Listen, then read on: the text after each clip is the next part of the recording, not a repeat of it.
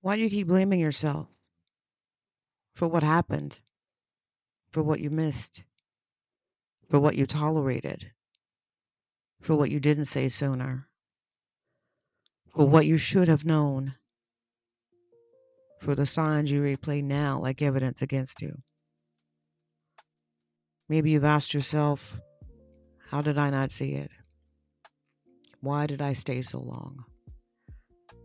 Why did I keep giving chances?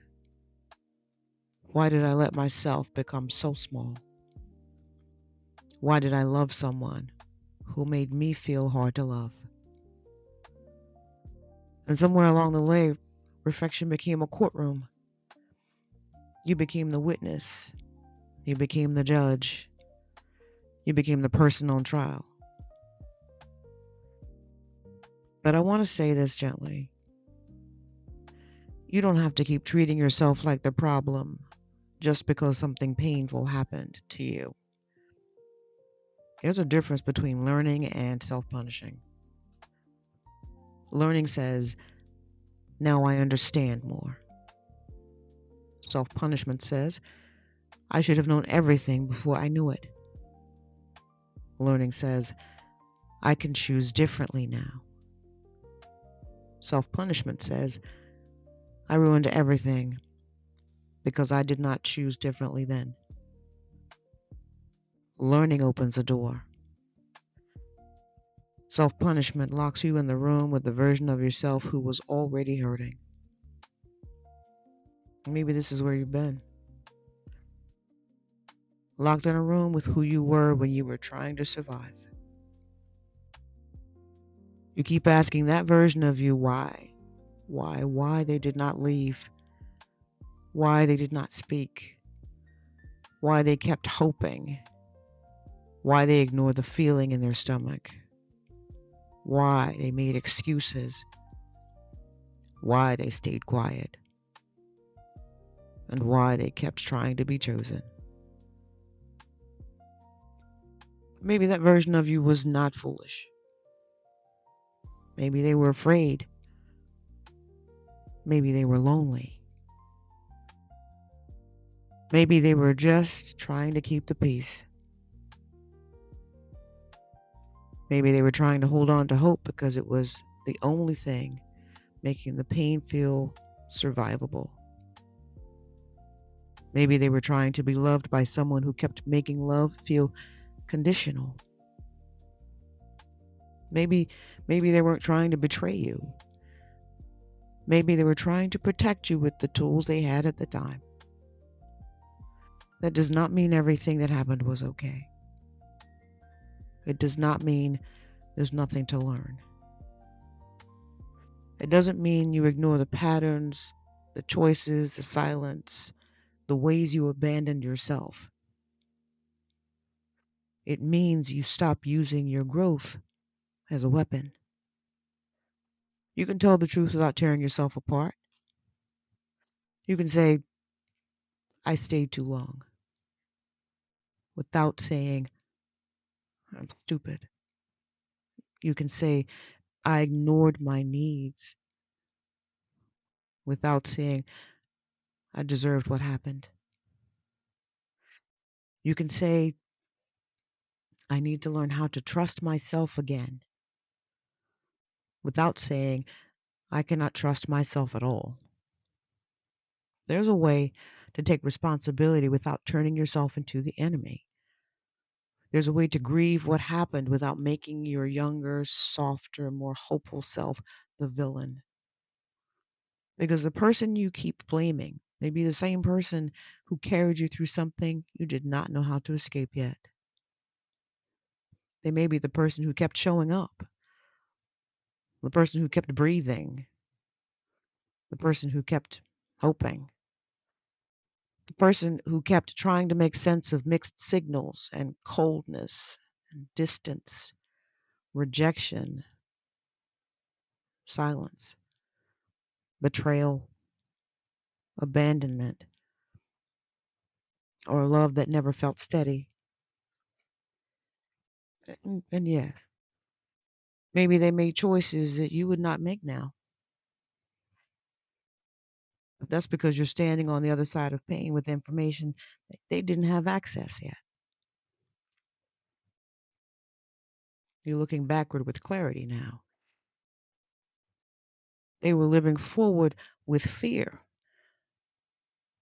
So be careful how cruel you are to the version of you who did not know what you know now. That version of you deserves compassion, not contempt. Maybe you're not the problem. Maybe you were the person trying to survive the problem. Maybe you were adapting. Maybe you were shrinking because being fully yourself did not feel safe. Maybe you were pleasing because conflict felt dangerous, scary. Maybe you were staying because leaving felt like losing the last piece of hope. Maybe you were silent because every time you spoke cost you something. Maybe you weren't weak.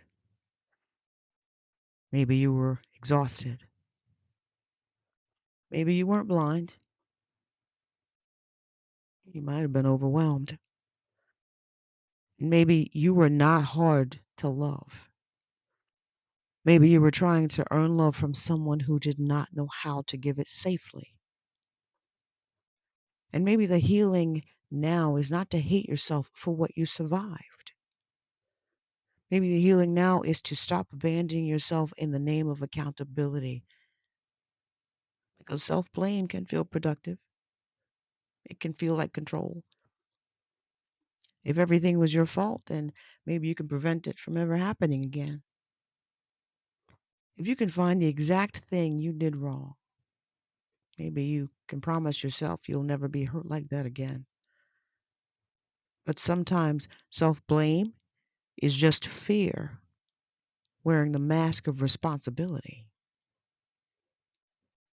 It says, blame yourself, and maybe you'll feel less powerless.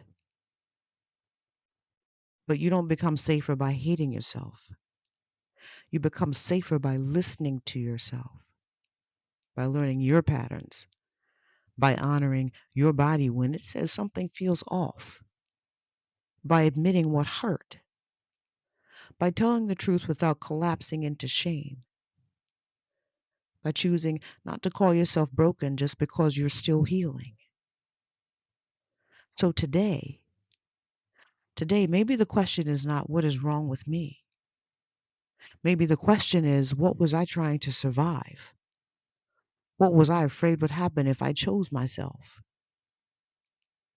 What did I need then that I didn't know how to ask for?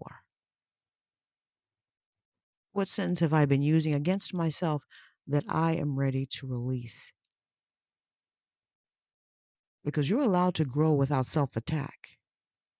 You're allowed to learn without humiliation.